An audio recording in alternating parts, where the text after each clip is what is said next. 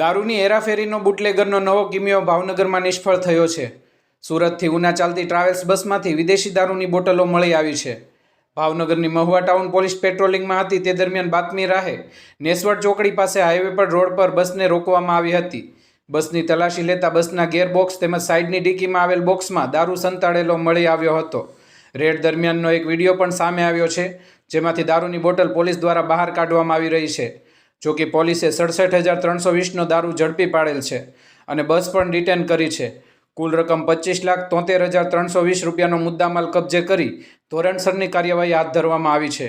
મહુવા પોલીસે પરેશભાઈ મકવાણા, કિશનભાઈ ડોળસિયાની ધરપકડ કરી છે, જ્યારે સંજય પરમાર અને રાહુલ ભીલ નામના વ્યક્તિ ફરાર થયા છે। બ્યુરો રિપોર્ટ, ગુજરાત આઈ ન્યૂઝ, મહુવા।